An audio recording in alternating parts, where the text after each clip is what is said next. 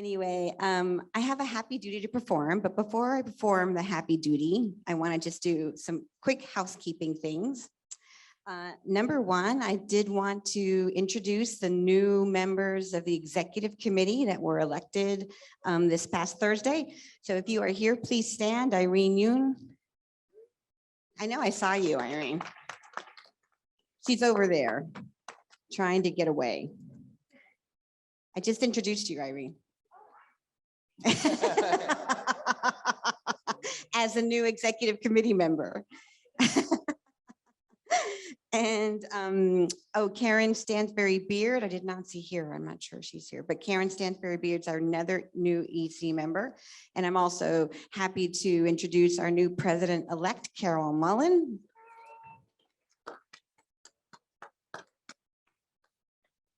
And of course, with every welcome, we have to say a goodbye. And so 3 members of our current executive committee are rolling off. And they have been absolutely incredible colleagues, incredible friends, incredible leaders during a very difficult time that we've all experienced these past 20 months. So I would like them to stand up and get a huge round of applause for all their service to UCEA the past anywhere between 1.5 to 6 years. Kaula Mortada.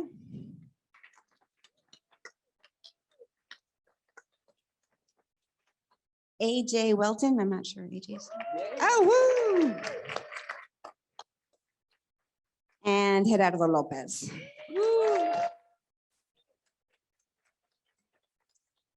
And the old saying is that you can leave the executive committee, but the executive committee never leaves you. So be ready. My other happy news to do today is to share and invite you all. And even as Carol begins working on her theme and putting her convention planning committee together, invite you all to Seattle in 2022 for our next convention.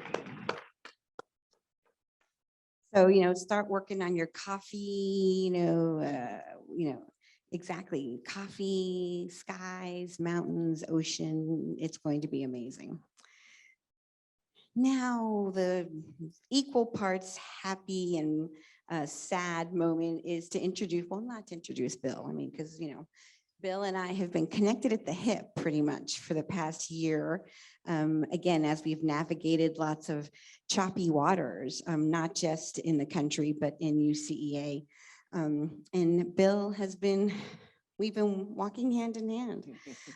So it's always a little sad to hear the presidential address and know that this colleague and friend will now just sort of become a regular EC member and be happy.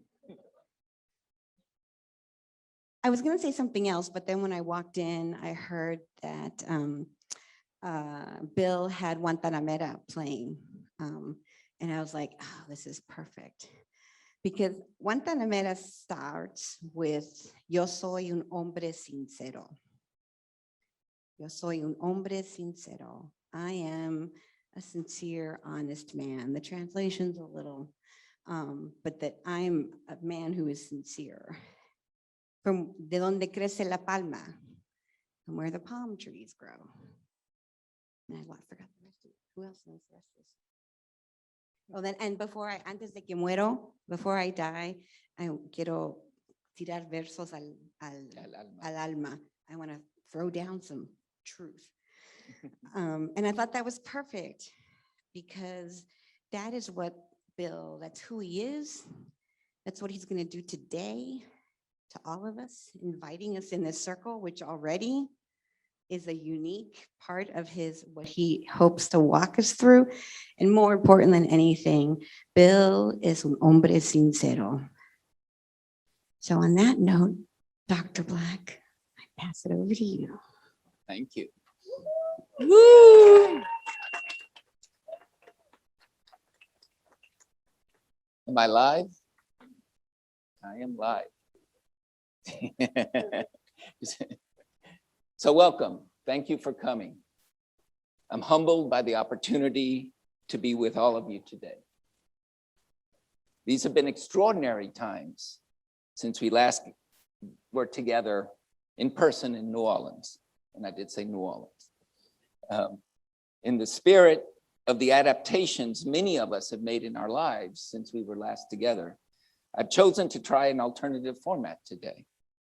One I've never used before. I'm using a brand new platform. It's the first time I've ever used that. But I think that reflects what we've had to do as a community over the last couple of years. And for those that are here in person, you may notice there that we are arranged in a new format. Circles reflect community and knowledge shared, while stages can reflect hierarchy and knowledge imparted to. I've designed a screen that you'll see in a minute that reflects our lived experience over the last 20 months. I use a representation of a Zoom platform as a starting and returning point for my address today. From this Zoom screen, I will present 6 strands, starting with the story of arrival, before turning to ableism and institutional ecologies, collective responsibility and interdependence, before finally returning to departure as we depart. I've chosen this non-traditional format for several reasons. A, as educators, we know that format and content are interconnected. B, I wanted to create a more relational space that begins to reflect belonging, interconnectedness, and community. And C, this is a different moment in time, loaded with anxieties, losses, separations, and desires for connections. These are themes I've heard throughout the week, in the hallway conversations, in the formal presentations. And in considering my address today, I sought to develop a format that itself reflects collective responsibility, interdependence, and leadership that is vulnerable and less hierarchical, yet still acknowledges power and responsibility. As I engage with you today, I also acknowledge my relational responsibility to each of you, as well as the obligations to the communities I live within. Recognizing our interdependence is a starting point for this address. In a time where politics of condemnation, discourses of individual freedom, and a hubris of othering spreads throughout our multiple and networked interactions, I aspire imperfectly today, like I do every day, very imperfectly, to acknowledge our interdependent relationship as speaker and audience.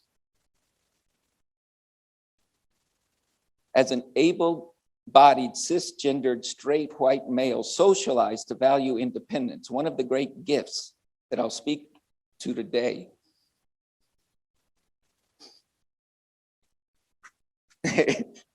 that my older son Gabi has given me is this appreciation of dependence. And with that is an appreciation of collective responsibility and interdependence. That appreciation is held in tension with ways I am produced continuously as able within Western and colonialist notions of individual meritocracy embedded in whiteness. In addition, I hold in tension my ethical commitment not to speak for my son Gabi, who is 17 and does not speak in words, yet I have an interdependent obligation to find ways to speak with him. And so this is an attempt today to do that as well.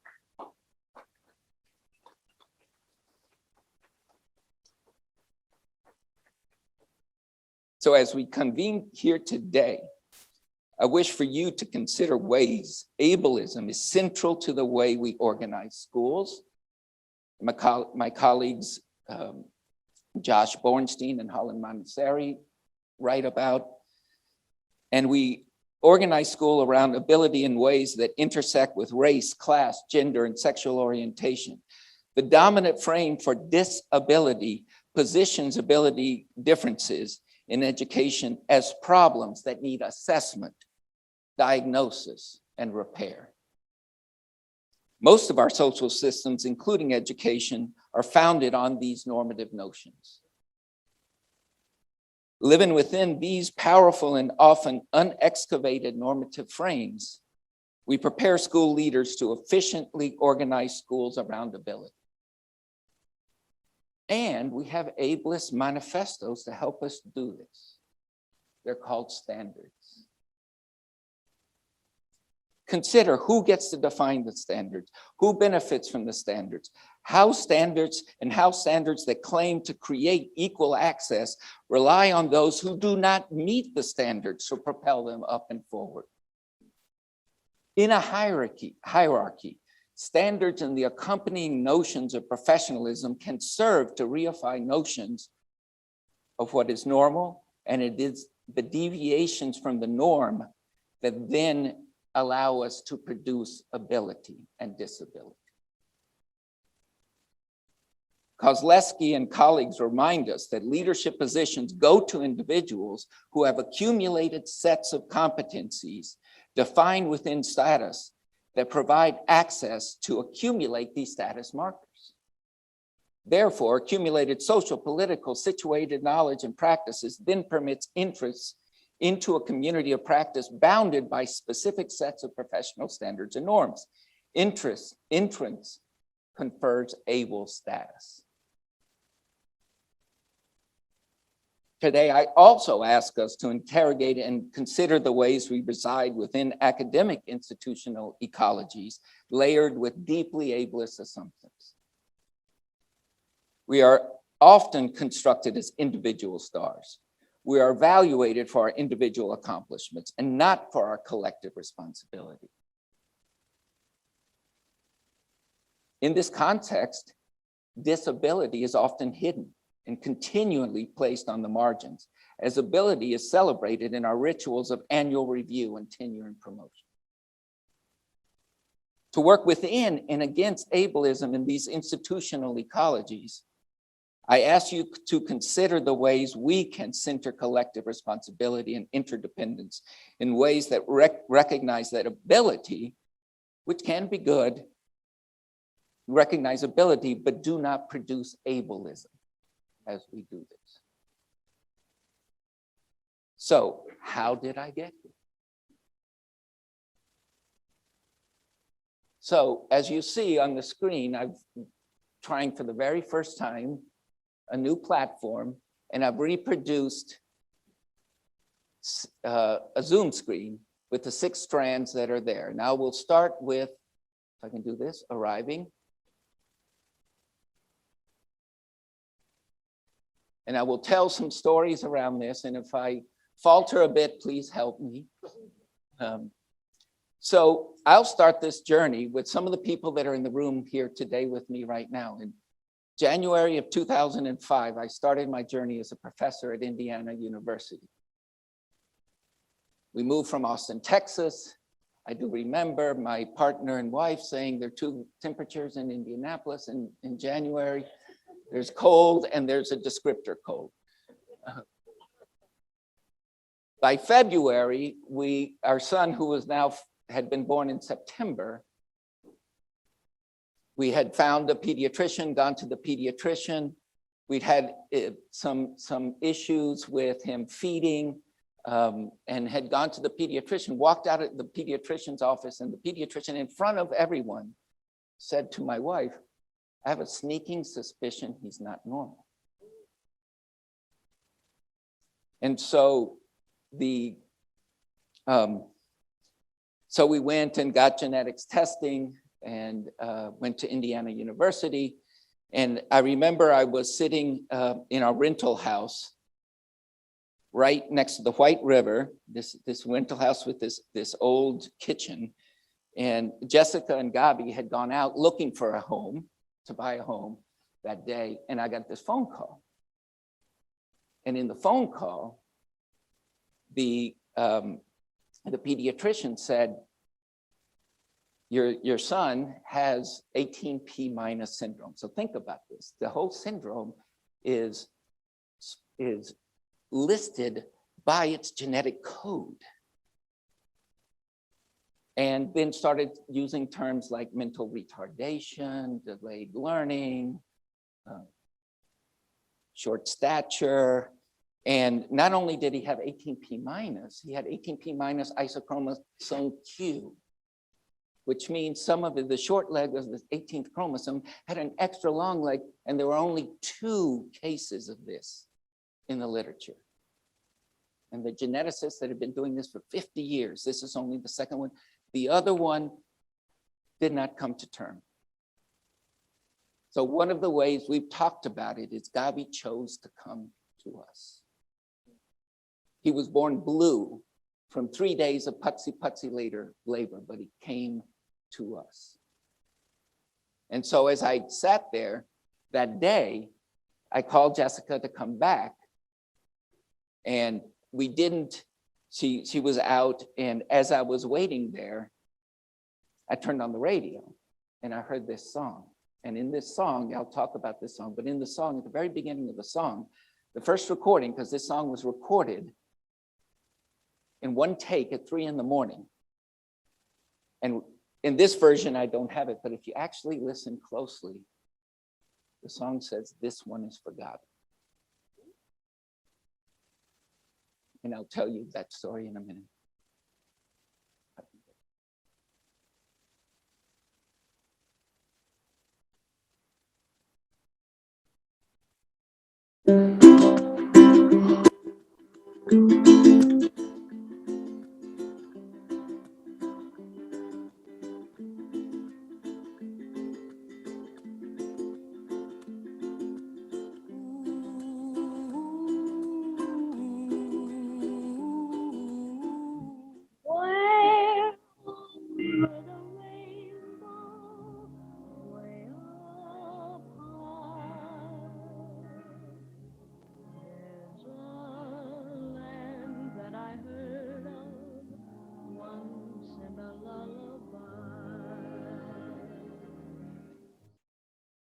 Contrast from a piece that came out when maybe America was great. Persons by themselves. There's nobody there. It's gray. It's dark. There's no laughter. It's situated in individualism and the contributions and the legacy of individuals.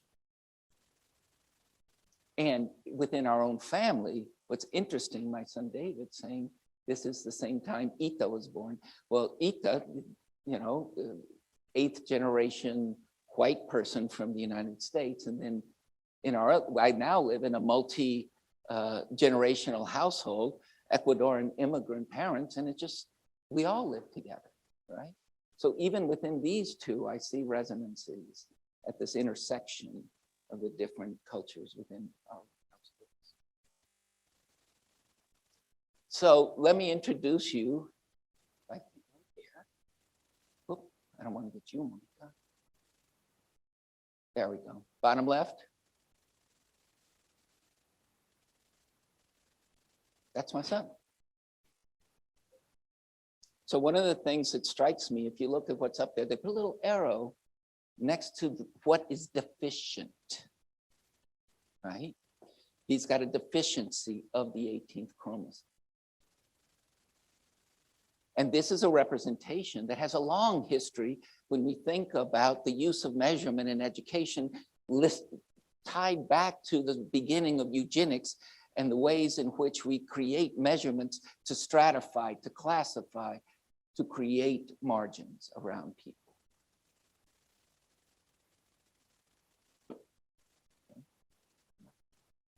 Bottom left.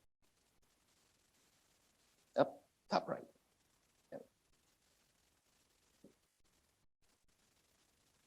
But then we're always in relationship to each other.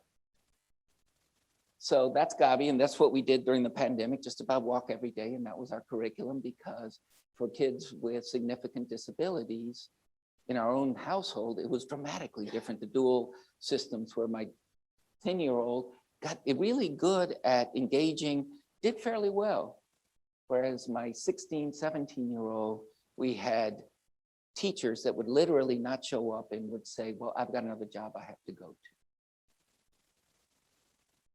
So that's Gabi. So let's go to our other slide there, since my pointing isn't that great.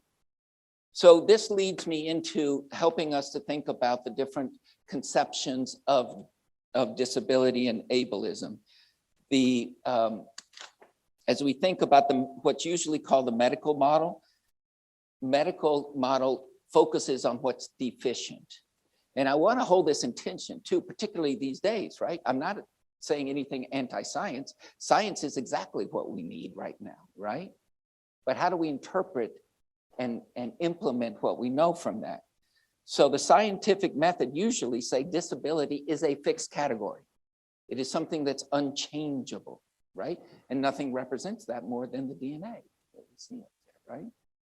But disability studies does not reject this notion that people differ from one another, but rather to name a disability is to make a social judgment,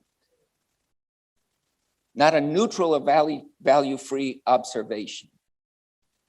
And those differences are rarely, if ever, as fixed and obvious as generally assumed. So categories that we use every day in schools are neither natural, given,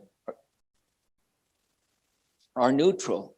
And disability studies emphasizes social barriers and challenges and rejects the biomedical model of a body at fault.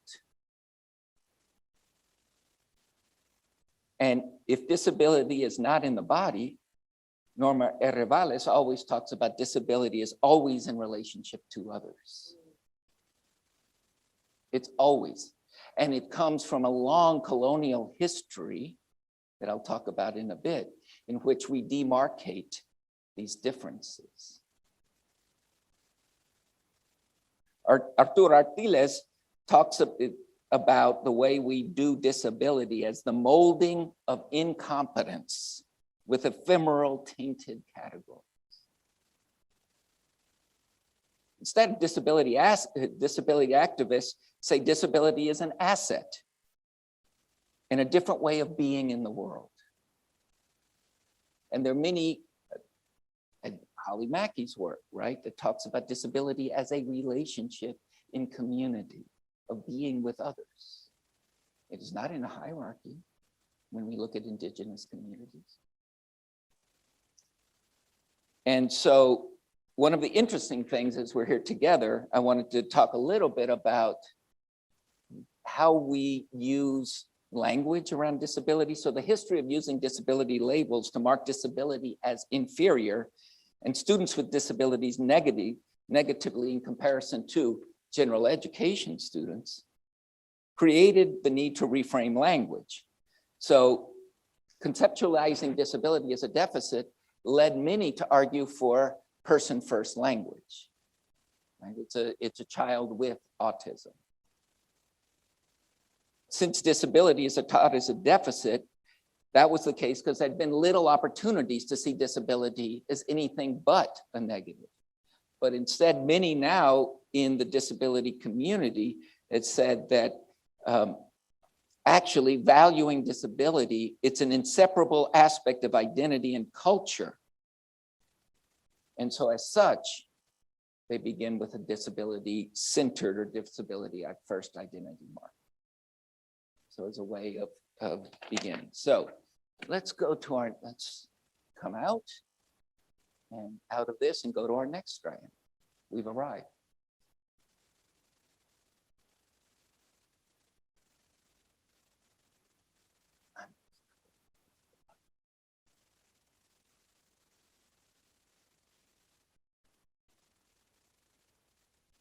So I'll start with this picture of the brick wall that starts it.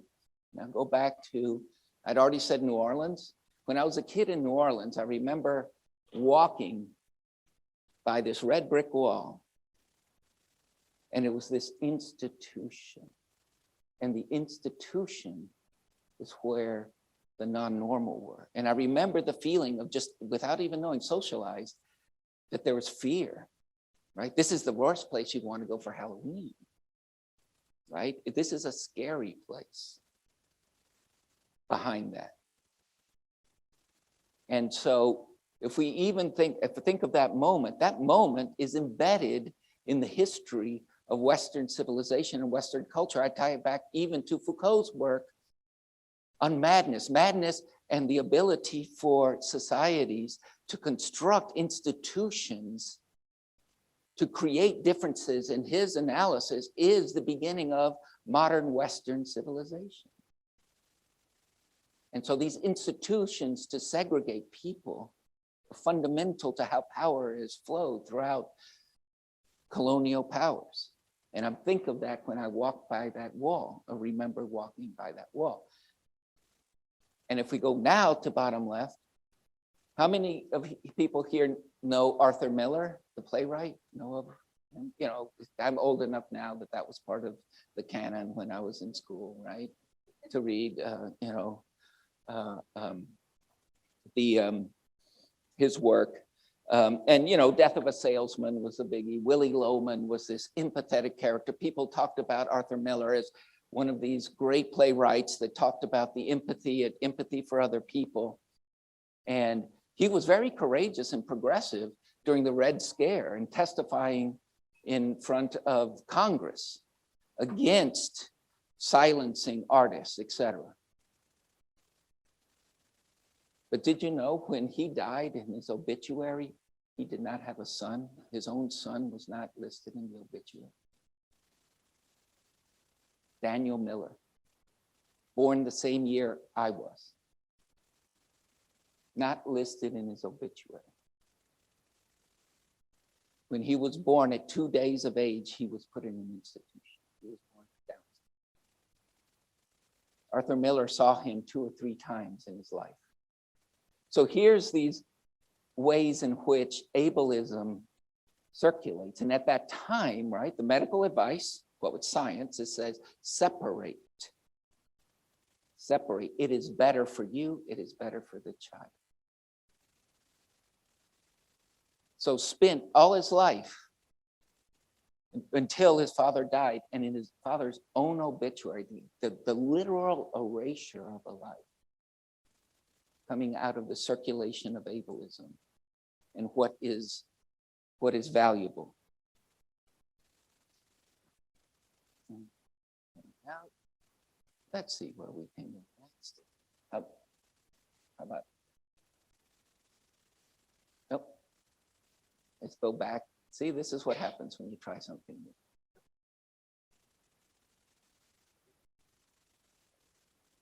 Willowbrook.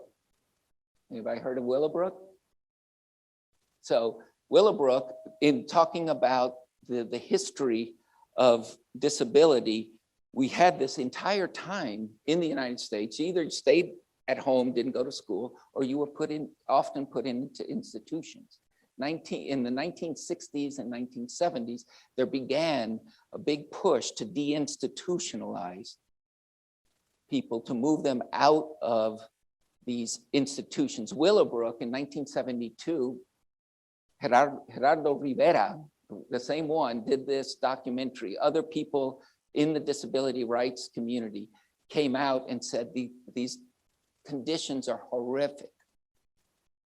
And it really symbolized this turning point, and has been a symbolized turning point for disability rights, to sort of remember Willowbrook as a means of deinstitutionalizing, bringing people of our community back into the community. There were horrendous conditions there.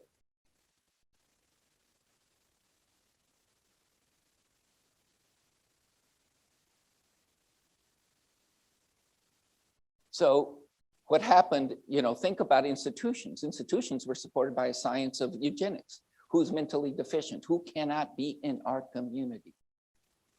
And we created these institutions. By the 60s and 70s, though, very, very quick policy background here, we started to see deinstitutionalization. We did see the beginning of segregated educational systems, cooperatives, often around and joint agreements between school districts to start to begin to get education. In the South, in many ways, when you start to create these segregated systems, guess what happened? Brown versus Board. Did this become a means by which you kept Black bodies outside of, it regulated Black bodies away from white bodies in the South. So in the creation of segregated, in the creation of special ed from the very beginning of it, there was disproportional representation. And so then we started to look at now more individualized supports and community-based models. 1975,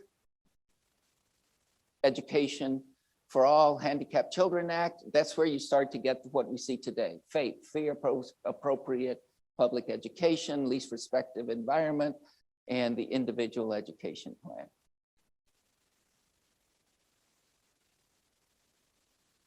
(1990) Americans with Disabilities Act, 1990 individuals, an amendment to 75 law, 2004, we see the individual IDEA come out. These provided funding streams, demarcation of rights, needs, services, and remedies, but special education in this architectural arrangement still retained efficiency in defining borders and margins and systems that grew up with these dual bureaucracies that we still see today.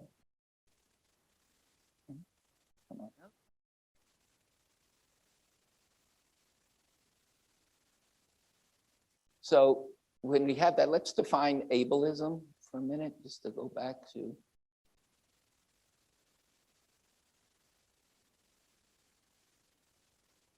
So we have three sets of definitions there. Ableism is a network of beliefs, processes, and practices that produces a particular kind of self and body, the corporal standard.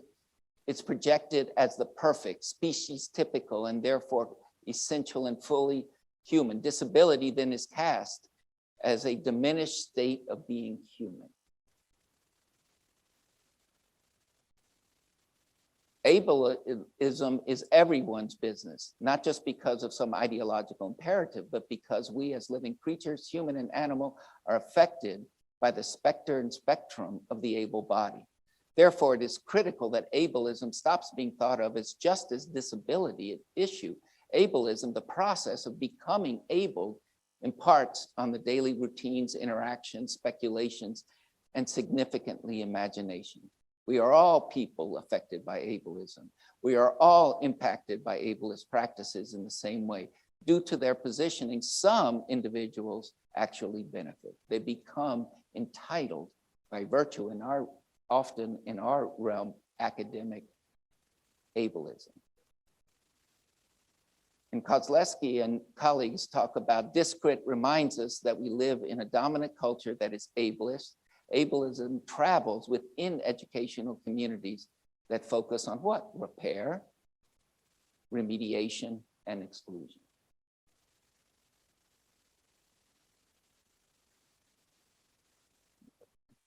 Here.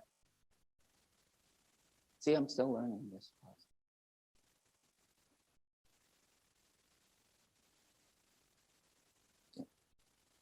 So one of the, I think, powerful notions as we go forward is the intersectionality of ableism with other identity markers and discrit theory. If this comes up.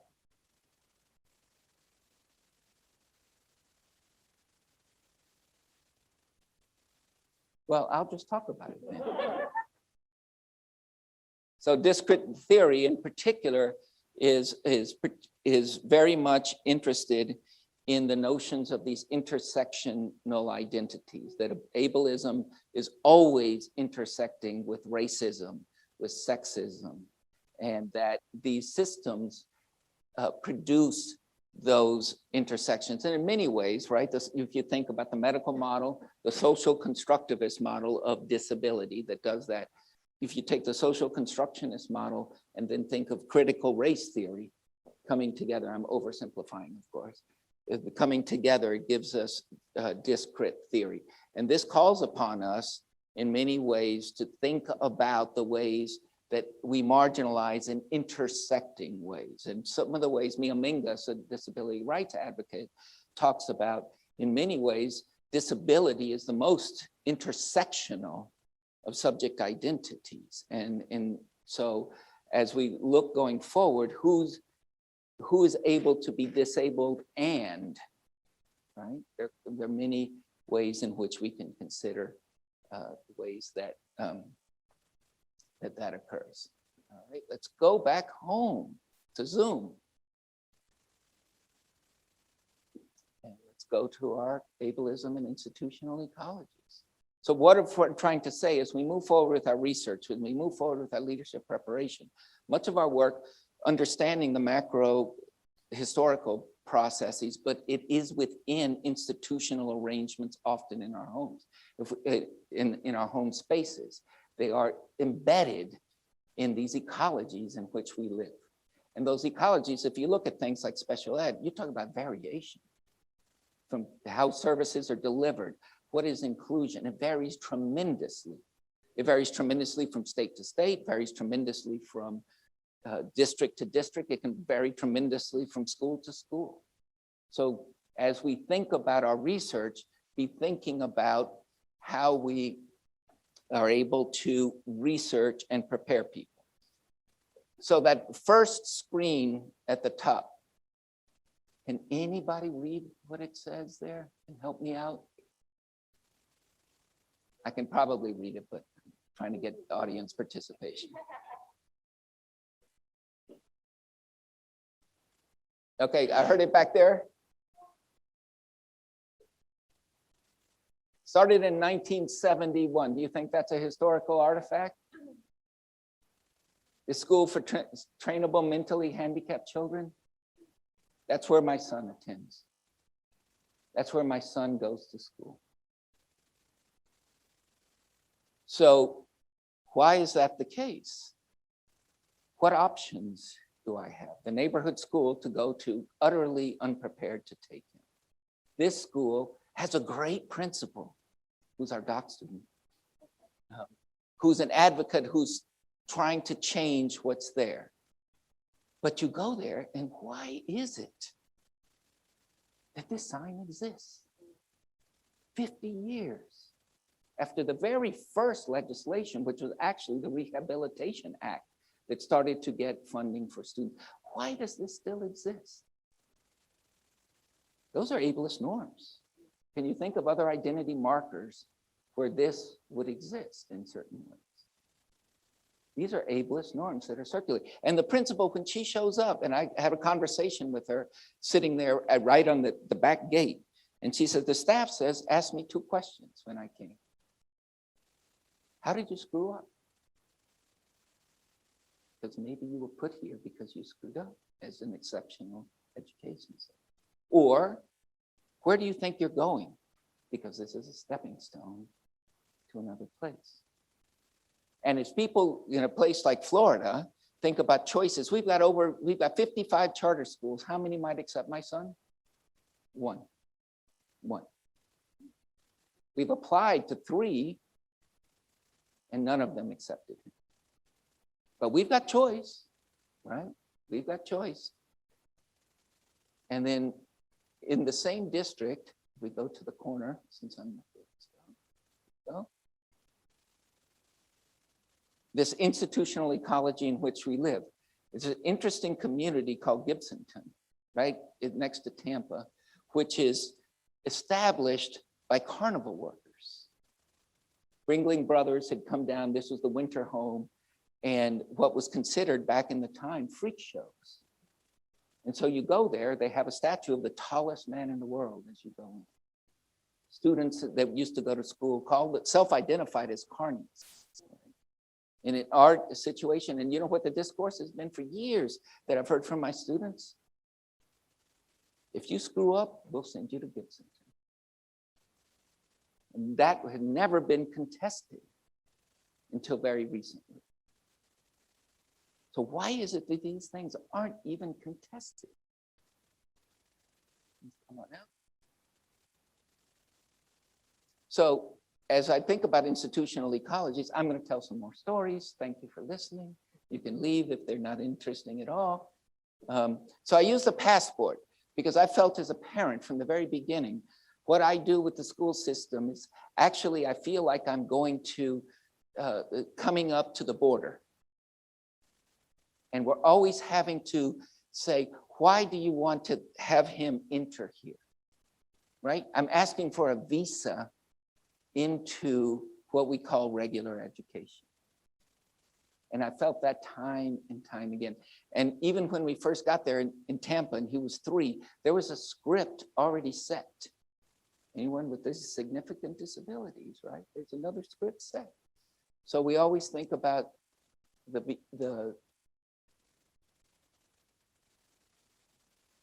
and how does this, these margins, how are these margins maintained? In many ways, that we have tests, right? Tests are instruments for categorization, instruments for creating hierarchies. So tests can be very good, right? We need assessments, but from looking at it from an ableist list and in my own experiences, what the hell are you going to tell me with the test? Right? And in some ways, my kid at 1% actually is interdependent and helps your kid that's at 99% that you're putting on Facebook that's on 99%. So when I see the 99%, I say, come and thank me because my kid's the 1%. And we're all interdependent in this way. So we use these tests as ways of arranging hierarchies as to who is most able. And it's very subtle, right? The ways they're often used, but it maintains these normative ways of framing who is most valuable. And think about how many times we're in a school, we've done this. The school he goes through now is never going to be this school, right? Space is in, but those become markers of status in our society.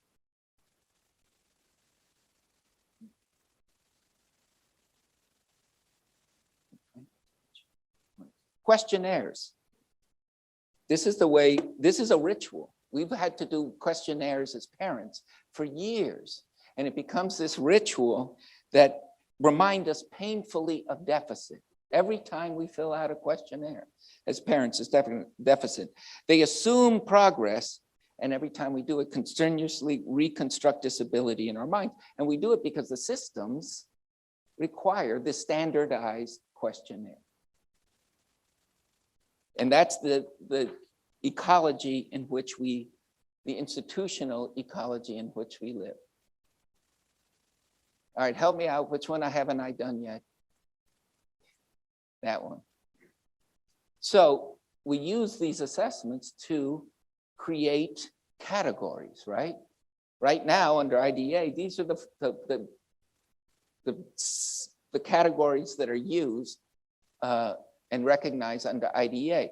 As many of the colleagues, some in this room have talked about, what happens is in many ways, the ones with the biggest part of the pie chart are very subjective categories. And we end up then judging that. And if we've got the circulation of normative hierarchies in our schools, that seeps into decision-making that we have. And so from IDEA, you're looking at these notions of 3 components of disproportionality: special education, identification, placement disparities, and discipline disparities. Time and time again, we see the same patterns play out. Students of color, Black males in particular, tend to be horribly overrepresented. From an ableist perspective, as I sit here, one of the things I read when people say it's really terrible, it's not appropriate for a student to be in special ed classrooms, it's not appropriate for that student, I think, who the hell is it appropriate for? Right? If it's not appropriate for that student, are these spaces really spaces we want any of our kids in? Right? So ableism says this is a recreation of these particular ways. It isn't just a delivery of services, right?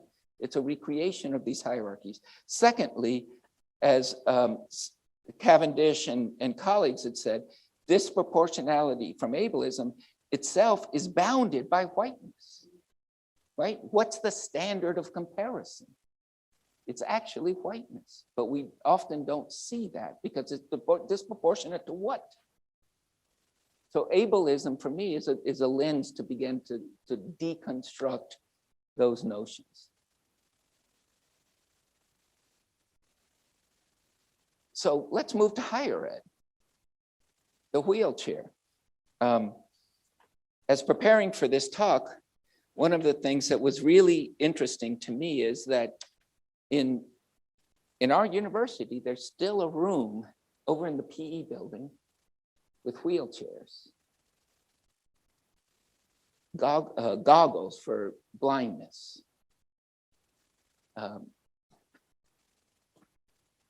instruments to put on your ears. Why? So we can do simulations, so that students are able to experience this. But think about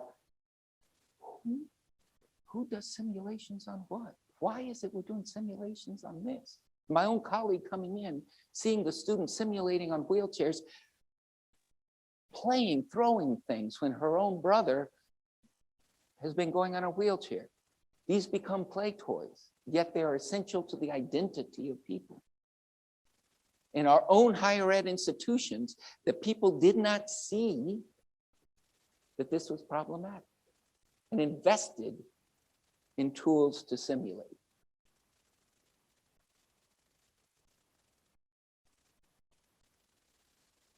And so if we think about ableism in higher ed,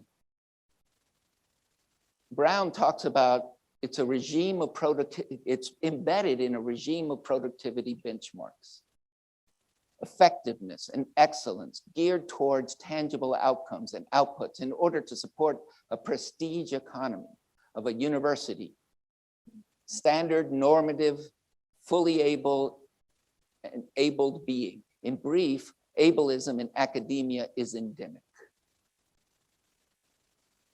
Academics with chronic illness, disabilities, or neurodiversity are practically unseen and starkly underrepresented in comparison to students with disabilities or disabled people in the general public. One of the things that struck me this week, if we go around and hear conversations, who are we in relationship with? I've heard these stories of, oh, I'm in relationship with my child. I'm in relationship with an elderly person with a disability. But it's always marked in a private space. But it's really central to who we are as people. Yet the academy creates incentives to keep that hidden as we move forward. Because we have great respect for perfectionism, productivity, and excellence. And I think right now we're in a particularly good time to re-examine that, coming out of this pandemic and putting in front of us our conflicting obligations. And even UCEA itself, and I don't think that'll pull up because it's another PowerPoint, but one of the things grad student Juliana Capel and myself did 2 years ago when we were in New Orleans, we looked at the UCEA review, 10 years of the UCEA review, the UCEA website. We looked at over 140 links for how the words inclusion, special education, and disability were used. As you know, UCEA is dramatically committed over the last 15 years to issues of equity. But you start to look at those terms, and it tends to be driven by, here's what we found most of the time, it was actually in citations, it was in bios. It tended to be used as an umbrella term. Inclusion as an umbrella. When inclusion was used, it was used as an umbrella term. Disability was only mentioned 8 times in that entire time. So it tended to also sometimes resonate with compliance orientation. So I say that saying this is an arena for work for us to continue to do as a community. All right, back out. Florida man. This is actually a very good beer, if you ever get that. So I wanted to use this image to really think about, for those from the United States, this is sort of a running joke of sorts, right? This notion of this rather uber individualistic person that does things like, oh, I'll get drunk and bring an alligator into a convenience store, right? But in those conceptions that are part of our general public, there's an uber individualism. All of these people are presented in individualized fashions. So another way I've seen this was an email from our school district earlier this year, an edict from the state of Florida. And in this, they have a language saying any student that has been exposed to COVID, if they don't have symptoms, it's the parents' right to decide whether to send them back to school. So as we think of these choice policies, right, it's not around collective responsibility, but it's in the parents' right to do that, or you can quarantine. But I will say towards collective responsibility, and part of what we do in our allyship, how much I respect our school board that literally defied the governor, defied the state, said this isn't right, we will have a mask mandate, and I don't care if you come and take away my salary, we're going to do this. So part of our agenda as we go forward is to continue to research and support allies that think about how we live together collectively. All right. So as we think of collective responsibility, I want to turn to some different ways that we can think about how we move forward with collectively with us. I think interrogate and untangle ableism and its multiple intersections within academia. Let's look at our own home for those that are academics. Almost first. What are our incentive systems? What are unspoken hierarchies across institutions? How do we think of service? How do we think of community engagement? Those are collective actions that are usually lower in our hierarchy of how we get promoted. If I do external reviews and someone spends a lot of time doing that, I have to craft pretty robust defense of doing that. But if we are collectively responsible to the communities we're engaged in, we need to find different ways to value that. And I will point to my colleagues at IUPUI who have included new promotion and guidelines that include impact and social justice impact on communities. As we move forward, we need to consider these other ways of valuing our work. How do we value work of program coordinators? It's interesting when I look at tenure and promotion, those that do that tend to be overwhelmed with that in ways that don't make them as productive as other scholars, but we need to do that work because we're in relationship to each other. So let's relook at our systems. Oh, well, can we, sorry. Live within and against systems that maintain ableism through the use of measurement and academic analytics. This use of, when you think about our academic analytics right now, they're reconstructing these hierarchies, right? I mean, provosts and presidents are incredibly interested in knowing how are we compared to others. That in itself becomes an ableist act, right? We reconstruct hierarchies as we go forward.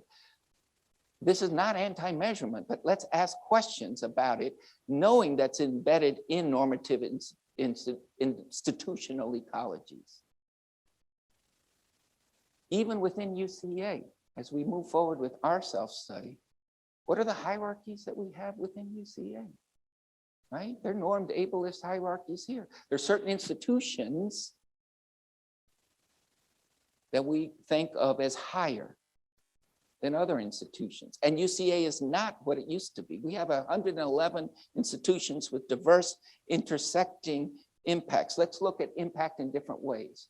Other than just research productivity, how are your graduates impacting practice? How are they changing the institutional ecologies in which they work? We've got a lot of work to do to consider these other ways of measuring.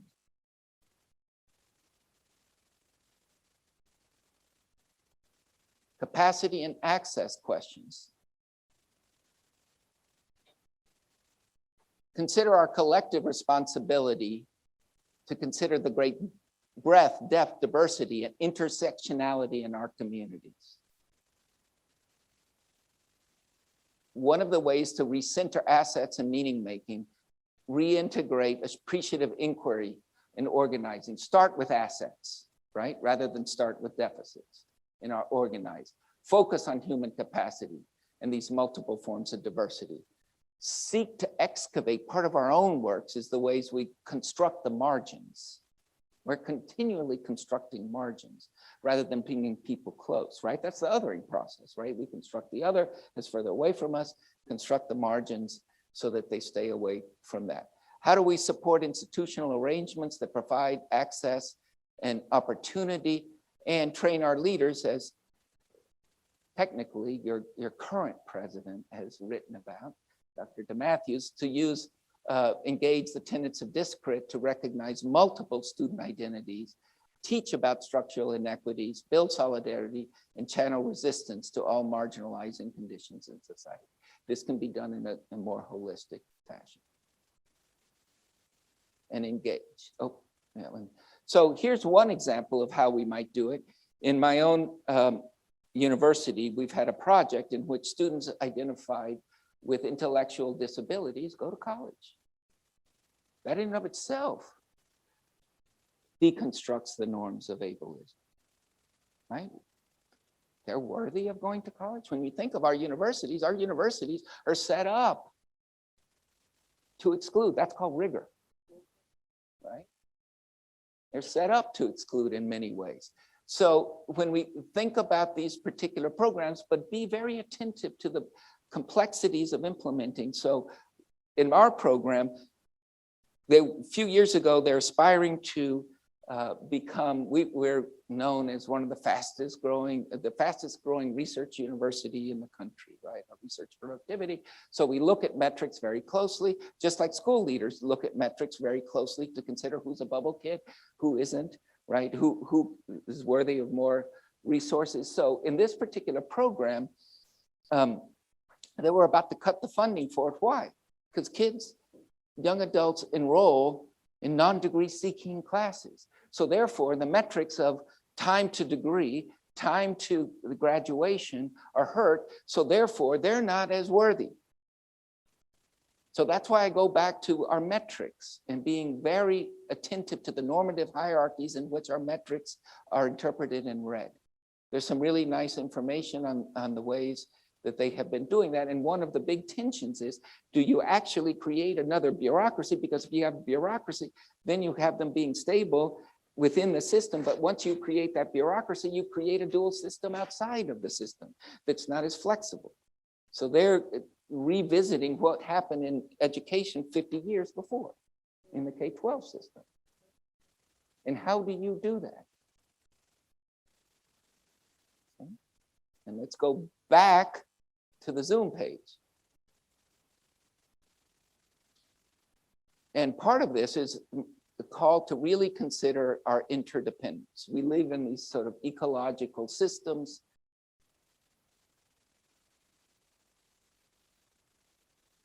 The IEP. The IEP is a really interesting space.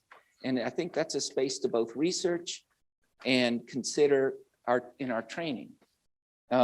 When it was originally proposed in 1975, it was actually proposed as a much more democratic space than what it's become. It's often become, I use it sometimes as an example of how do you learn micropolitics and conflict, right? Go think about IEP. It's often driven by compliance. It often has a script that already comes in it. There are check boxes, right? So the script's already there. Yet its original intent was more democratic. I think we need to recapture that space as a community space that recognizes interdependence. It's a community of practice that extends outside of school. Who comes to that IEP meeting, right? This is an opportunity within institutional structure. I'm an institutionalist. I still believe in institutional structure. Institutions matter. I see that a lot right now when people are throwing stuff at institutions left and right. Right? The CDC, they don't know what they're doing, right? Of course they know what they're doing. Institutions matter. So let's reimagine the IEP as a caregiving community. And how do we think of it as creating long-term care through the relationships that come out of IEP? We have gotten to the point that those relationships begin adversarially. That does not have to be that way. We can train people, we can study, we can have case studies where the IEP becomes a much more generative space. The IEP is a living document. And to do that, let's recognize this detritus of compliance that's within it. Let's recognize the normative framing of deficits and the ableism in there. When you use standards, when and how do we use them? And when we have an IEP meeting, we don't even want to check that. We sit down and advocate. All we're going to do for us is let's write a narrative.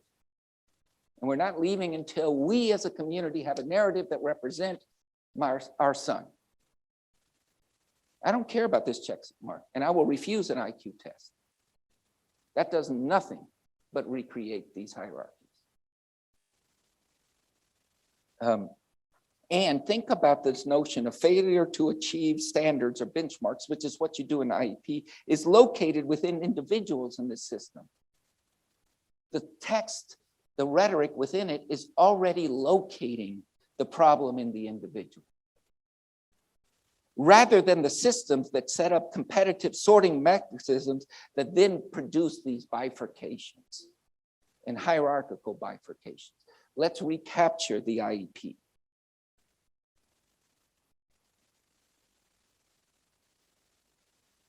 And why is this? Again, interdependence is us. It's not codependence, right? It's a very different concept. And one of the things I said earlier, your 99% kid is interdependent on my 1% kid, right? And one of the things that comes with Gabi, right? I try to reframe it with people like Gabi, we're the slow learners. It takes me a long time to come to understand what he wants. And so our job in these spaces is to connect, not to place immediately. All right, back out. So the ontological other and us. We start excavating this notion of who we are, right? And who's within us. Our construction of the other is in us. Interrogate ourselves, our families, our institution. And Kozletsky and colleagues talk about this involves a critical consciousness to surface and unpack institutional subjectivity. What are the stories we implicitly tell about people? How are they positioned? A dialogical practice amongst individuals and groups who might hold conflicting imaginations toward their positionalities, language use, and ways in which reality is depicted. We need to work on ourselves to work on others in our institutions. Inquiry. There are a couple of ideas for how we do inquiry. We can start with either one. So within schools, Tom Skurdick, Leonard Borrello have talked about adhocracies and how we should think about adhocracies, right? Adhocracies, if we have these calcified dual systems, can we create different, much more fluid groupings at different times so that we can nurture good tries over and over again? How do we create, in the context, good tries over and over again? No one solution is going to last that long, is ever going to last that long. And so we need to sustain this inquiry on individual paths rather than standardized paths. In doing this, we need to really think about, expand the way learning happens. We've done that. We have a particular opportunity now. We've seen that with the pandemic. We have many, many people see many other learning spaces. Expand learning time. What is time? What is time, right? We sort of say you have to come to this particular space at this time. Why? Why? So let's expand learning time, expand learning place. If somebody learns better in a different place, this during the pandemic, I think, for me, walking in this little sliver of a park every day with my son was a learning time for him. And work against these calcified, identified notions in which failure is located in individual versus systems. And this is an intersecting notion that we see with lots of other scholarship, right, around equity. And then in terms of our higher ed, And in general, we usually have these notions. The image I've chosen here of a color wheel is one that everything connects back to each other, right? It's interconnected and it's not hierarchical. But think about conceptually how we think about ways we uncover patterns in this this institutional ecology in which things are related. Think about our policy, going back to what I'd said about how differentiated practice is, particularly around disability. Think about policy as practice. How is policy being implemented in different space? Seek in the research to demonstrate interdependence, to move beyond the one individual, demonstrate impact of what we do in the community. And so in general, think about abilities and meaning making in these local institutional ecologies.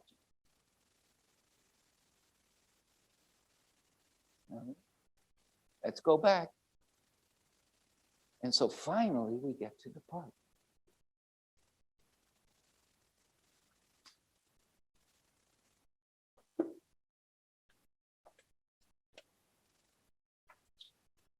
So as we are departing, I hope that we remain committed to developing the steady state and stability required for UCEA, circling back to UCEA, while to be an important institution while creating these liminal spaces to become more accountable and self-reflective as to how we produce ableism.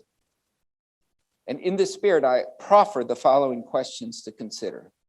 How might we be collectively responsible for generating and regenerating interdependent and non-ableist communities within institutional ecologies such as UCEA?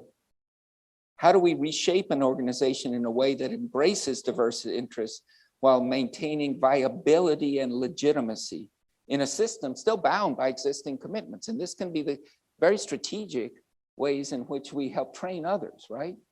It's still bound by these other commitments. How can good support for each other emerge, be refined, and renewed? This is a perfect time. I've seen that in this conference. People create good support for each other this week.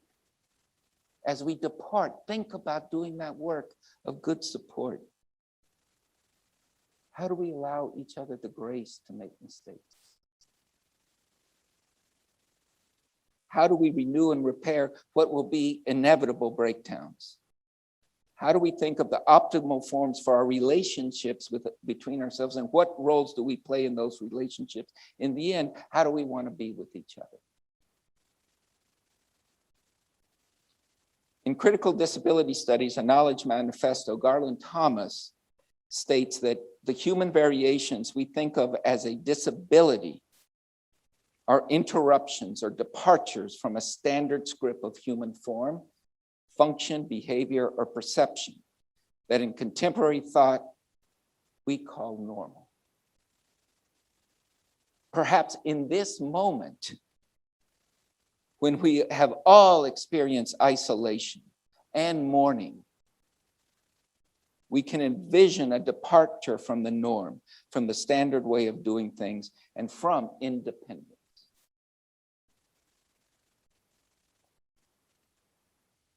So 11%. There's one study that had looked at for people who live in societies where the average age is 70 or more, you will spend 11% of your life disabled.